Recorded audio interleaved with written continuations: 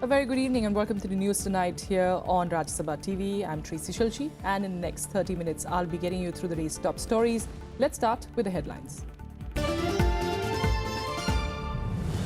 Prime Minister Narendra Modi breaks protocol to receive Bangladeshi Prime Minister Sheikh Hasina in Delhi. Summit meeting on Saturday to focus on strengthening bilateral talks.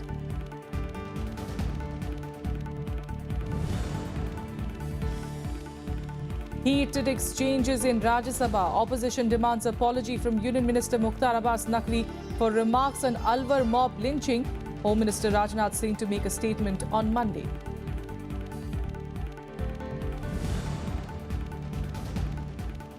Supreme Court seeks response from 6 states on a petition seeking a ban on cow vigilante groups.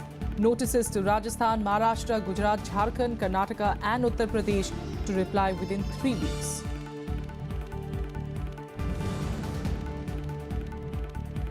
And the US retaliates against the chemical weapons attack in Syria. 6 people killed as warships fire a barrage of cruise missiles on an airbase.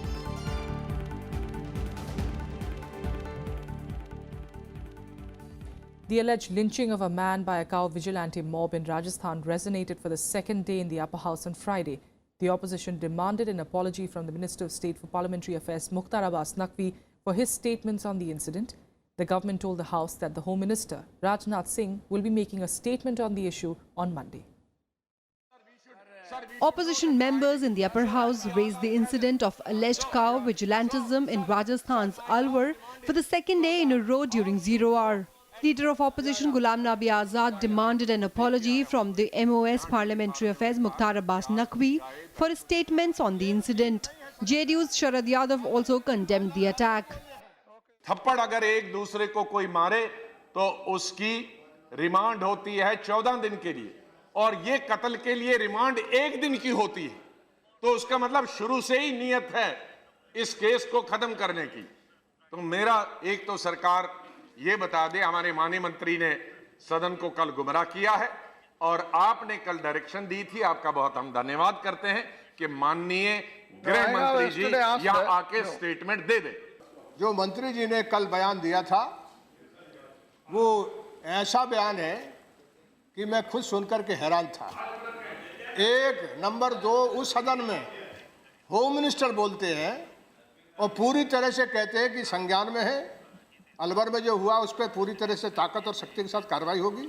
Naqvi clarified that his statement was in the context of states like Gujarat and UP.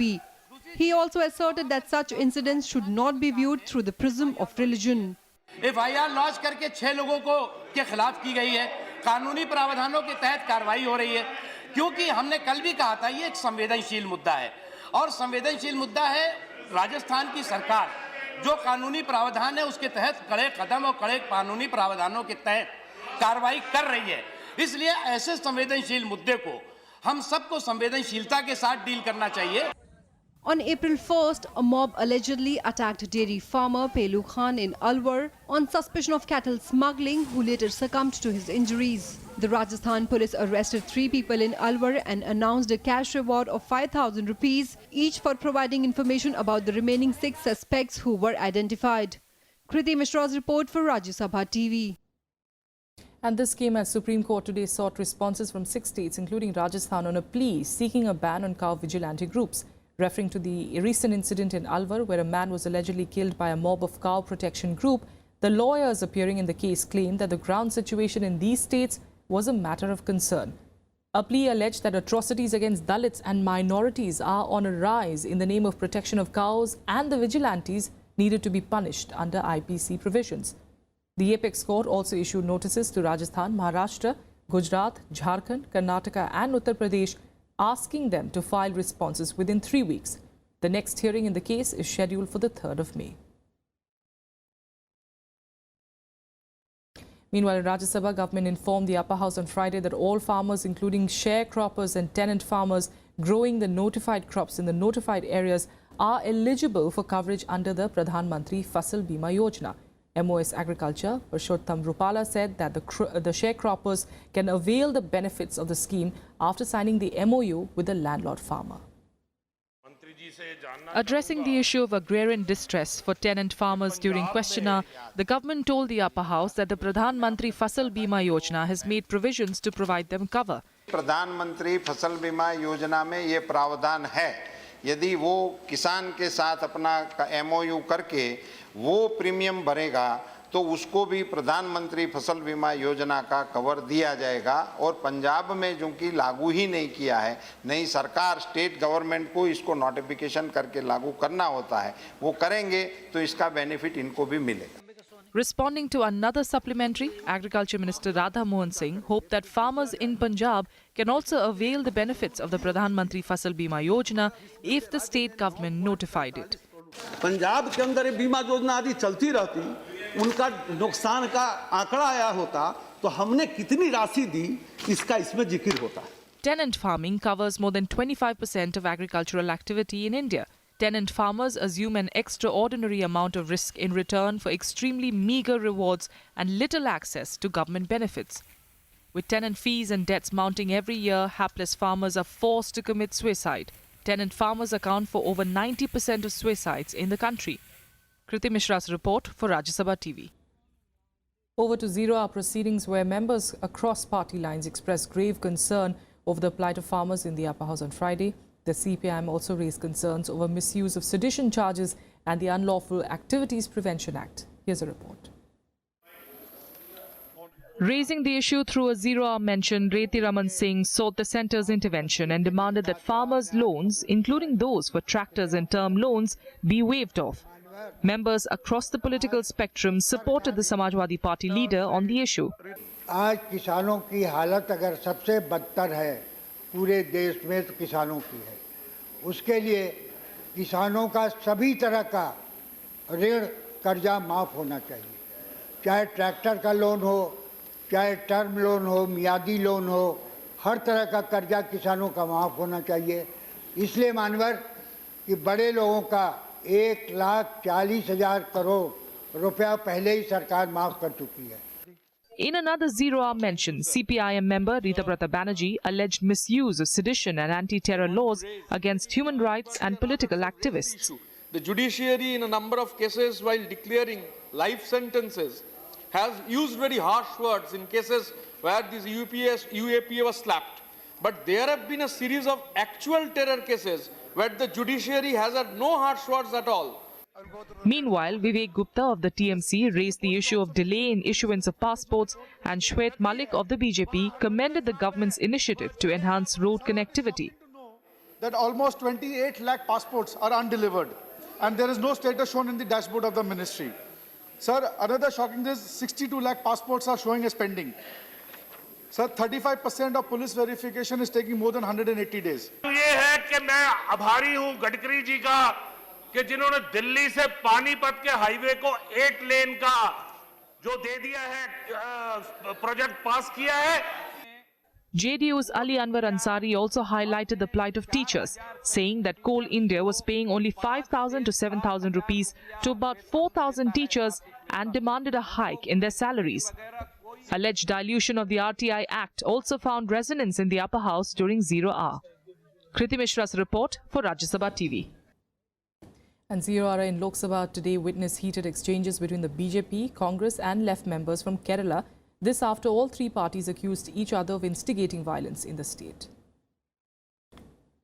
The shocking incident of a student's suicide in Thiruvananthapuram resounded in Lok Sabha for the second day on Friday. On Thursday, members of the Congress and the left from Kerala had clashed in the House over the incident and the ill treatment meted out to his family by the local police.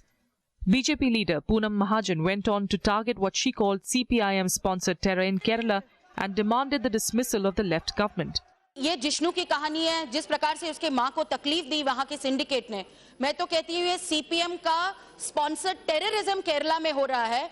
और केरला में सिर्फ student भी नहीं है, student के साथ सारे कार्यकर्ता जो राष्ट्रीय स्वयंसेवक संघ के कार्यकर्ता हो, भारतीय जनता पार्टी के कार्यकर्ता हो, उन पे हर वक्त हमला किया जा रहा है। While left MPs raised objections to Mahajan's remark, the Congress targeted the RSS, accusing the organization for targeting and killing party workers from the left and the Congress. Day before yesterday night, in a temple festival in my constituency, one young boy has been killed by RSS. One young boy. Member and the honorable minister is misleading the house. What happened in Alleppey? No. What happened in Alleppey was a teenager was killed by RSS people.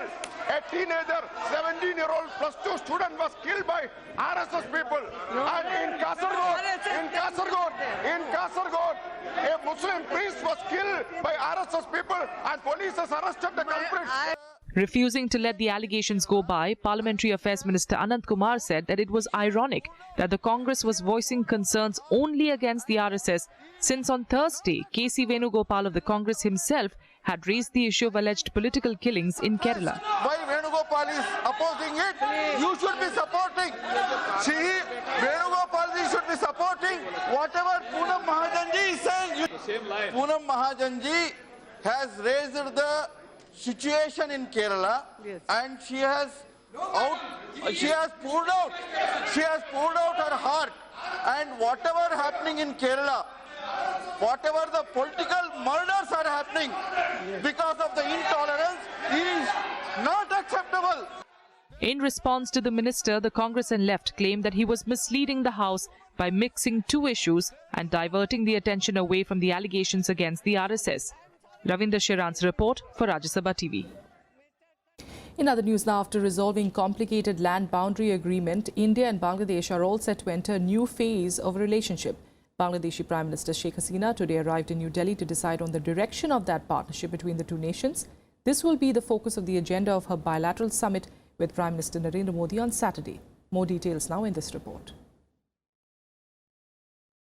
On a 4-day visit to India, Bangladeshi Prime Minister Sheikh Hasina arrived in Delhi with a large business and official delegation.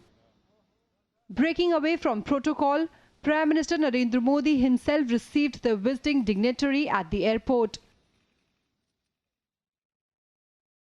On Saturday, Sheikh Hasina will hold a summit-level meeting with Modi to strengthen mutual relations between the two neighbours. Both leaders are also expected to review all agreements and decide roadmap for future cooperation. Ahead of this meeting, External Affairs Minister Sushma Swaraj briefed her about the recent developments in India to maintain peace and tranquility in the neighbourhood. We are also involved in various upgradation projects in Bangladesh, in which the expertise of Indian companies is being put to good use. All in all, we believe that this is a very, very special visit, and we expect that this will take our partnership to just that one level higher. More than 24 agreements and MOUs are expected to be signed between the two countries in the presence of the two prime ministers. The agreements will be in the fields of defense, security, cybersecurity, trade, transit, science and technology, IT, shipping and others. This agreement provides a framework for the kind of engagement that we hope to continue to have with Bangladesh going forward, and also provides for defense R&D, defense supply, and so on and so forth. The second MOU is for more for the aspect of, again, making it possible for Bangladesh to source some of its defense-based equipment and supplies from India. Modi and Sheikh Hasina will also take part in a ceremony to honor martyrs of the 1971 Bangladeshi Independence War. Hasina's itinerary includes a meeting with President Pranab Mukherjee, Vice President Mohammad Hamid Ansari and other leaders. West Bengal Chief Minister Mamata Banerjee will also be present in Delhi on the occasion.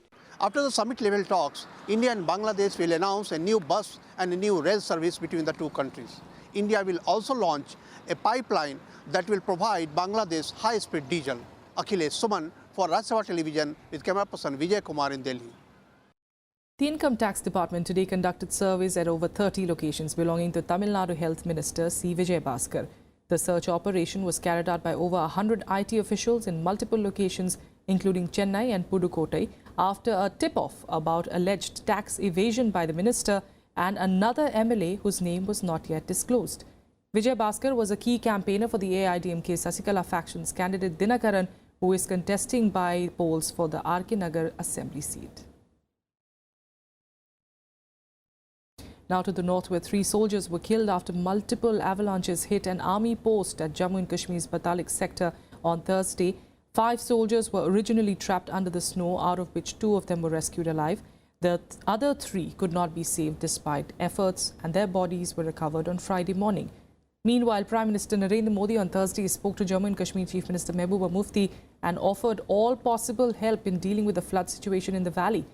Over 24 residents affected by flash floods have been rescued by the Indian Army. Rivers and streams have swelled due to incessant rains over the past few days, resulting in flash floods, leaving residents stranded in several parts of the state. Landslides and shooting stones led to the Srinagar-Jammu National Highway as well, remaining closed for the 3rd consecutive day on Friday. Raining is going on, but we hope that the situation is controlled. In Srinagar city, the body is locked because of the lack of drainage system. We are working on that. We have supplied some pumps and all that. Our police, our administration, they are on the job. And now let's get you through more national news updates in Nationwide. A major accident was averted at Delhi airport on Friday when 2 aircraft came close to each other. An Air India plane was about to take off while an Indigo plane was landing on the same runway. Authorities say that both pilots followed the standard operating procedure and their instincts to prevent a disaster.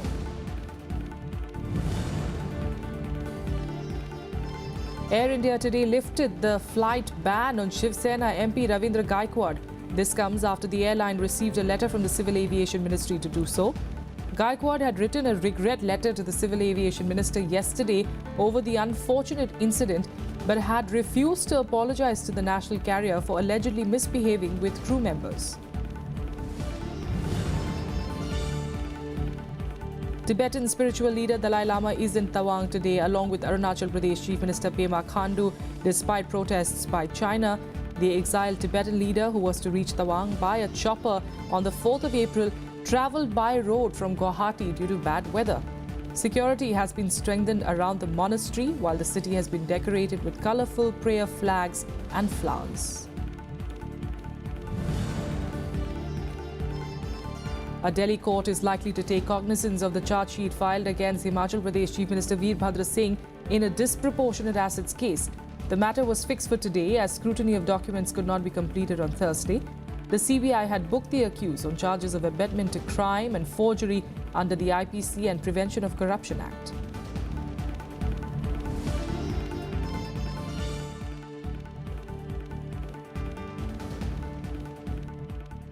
A quick break here. We'll be back with the international news at a bit. Stay with us.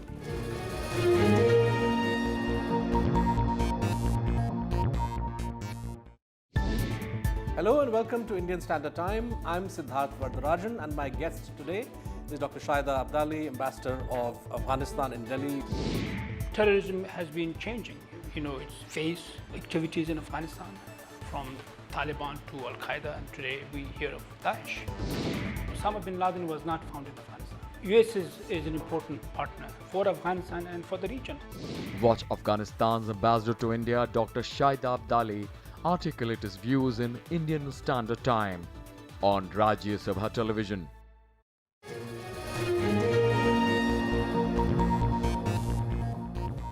Welcome back. Let's get you more international news now. And at least 3 people were killed when a truck drove into a crowd on a shopping street and crashed into a department store in central Stockholm on Friday. Several people were injured in the attack. The incident took place only a few meters away from the Indian Embassy office in Stockholm. Swedish Prime Minister Stefan Löfven has said that everything indicated the crash was a terrorist attack. 1 person has been arrested. A part of central Stockholm was cordoned off and the area was evacuated. Meanwhile, the United States has launched a massive strike on a Syrian airbase in retaliation to Tuesday's chemical weapons attack that killed over 70 people. The attacks mark a major shift in policy for the Trump government, which until now did not involve itself with the war in Syria. Russia has condemned the US strike on Syria, although the UK, Germany, Japan and many other nations backed the US's action against Assad's alleged chemical attack. The United States fired a barrage of cruise missiles at a Syrian airbase, from which it said a deadly chemical weapons attack was launched on Tuesday, killing over 70 civilians, mostly children. This was the first direct US assault on the Bashar al-Assad government in its 6 years of civil war. At least 6 people were killed in the attack that marks a policy reversal for President Trump, who had once warned America to stay out of the conflict. Ordering the strikes, Trump said that he was acting in America's national security interest. Assad choked out the lives of helpless men, women, and children. Even beautiful babies were cruelly murdered in this very barbaric attack. No child of God should ever suffer such horror. Tonight I ordered a targeted military strike on the airfield in Syria from where the chemical attack was launched. On Friday, the USS Porter and USS Ross launched over 50 Tomahawk missiles at multiple targets on the Shayrat Air Base, which the Pentagon says was used to store chemical weapons. An airstrip, aircraft and fuel stations were hit. Denying the US accusations of waging a chemical war, Syria called the attack blatant aggression and said that it made the United States a partner of terrorist groups. نحن في سوريا أرسلنا إلى مجلس الأمن رسائل عديدة حول انتهاك طيران التحالف الدولي بقيادة الولايات المتحدة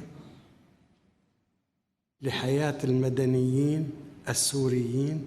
The strike provoked an angry response from Russia that is backing the Assad regime against the rebel factions and the ISIS. Соединенные Штаты Америки не первый раз демонстрируют подобный бездумный подход. Он лишь усугубляет имеющиеся в мире проблемы и создает угрозу международной безопасности. Само присутствие военнослужащих США и других стран на территории Сирии. The strike came just hours after Trump's first meeting with Chinese President Xi Jinping in his Mar-a-Lago resort in Florida. In the aftermath, China is pushing for a political settlement of the Syrian conflict. 你知道中方在国际关系当中向来是反对使用武力，主张要通过对话和平解决争端。我刚才也讲了，我们对当前叙利亚局势的发展感到担忧。我们始终主张叙利亚问题应该通过政治手段加以解决。 UK threw its weight behind the United States, saying it was consulted by the US before the strike. Japanese Prime Minister Shinzo Abe also backed the US strike. Well, we fully support this strike. We've been in close contact with the American government over the last couple of days in preparation for this. The Americans believe they've exhausted all possible diplomatic and peaceful ways of dealing with the use by the regime of chemical weapons. 核兵器の拡散と使用は絶対に許さないとの米国政府の決意を日本政府は支持いたします。 Both Turkey and Germany also expressed their support for the Trump government, saying that the international community should take a stand against Syrian government's barbaric actions. Bureau Report, Rajya Sabha Television. US President Donald Trump met his Chinese counterpart Xi Jinping for the first time at his Florida resort on Thursday, as you just saw in that story. And Trump said that the two leaders developed a friendship as they sat for dinner at his retreat. Their wives also were in attendance at the dinner. Chinese President Xi Jinping said that he was ready to work with the US President in pushing forward the China-US relations from a new starting point. Xi said that he and President Trump had reached important consensus on the development of bilateral relations, with both pledging to expand pragmatic cooperation in trade and investment and other fields in a constructive way. Trump also appreciated the achievements that China made under the leadership of President Xi and said that he and Xi have exchanged views on a wide range of topics and established a good friendship. The two leaders also exchanged views on international and regional issues of common concerns at the dinner.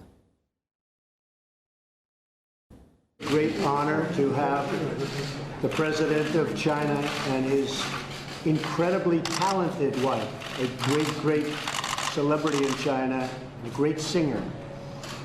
It's an honor to have you in the United States. We've had a long discussion already And so far, I have gotten nothing, absolutely nothing. But we have developed a friendship, I can see that. And I think long term, we're going to have a very, very great relationship, and I look very much forward to it. And here are more updates from across the world in Global Buzz.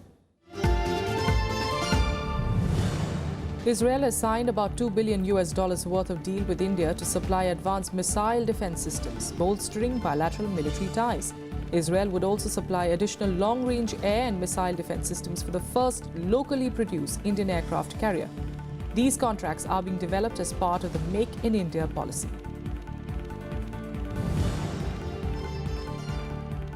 The U.S. State Department today declared a senior commander of the Palestinian militant group Hamas, Abu Anas al-Ghandour, a specially designated global terrorist.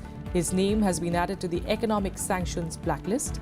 The State Department said that Ghandour is a former Hamas Shura Council and Political Bureau member who now heads a Hamas brigade in Gaza. A roadside bomb exploded and killed at least 19 people in a minibus in Somalia's Lower Shabelle region. 6 others have been injured.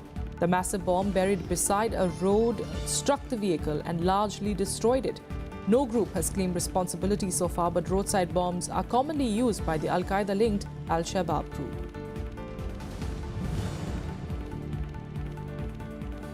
Afghan President Ashraf Ghani met Singaporean Prime Minister Lee Hsien Loong in Singapore during his trip to the Asia-Pacific region.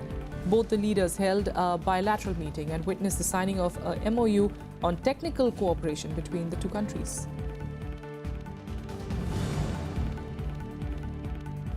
Thailand's King Maha Vajiralongkorn has signed a new constitution, paving the way for an election. This would bring the country back to democratic rule.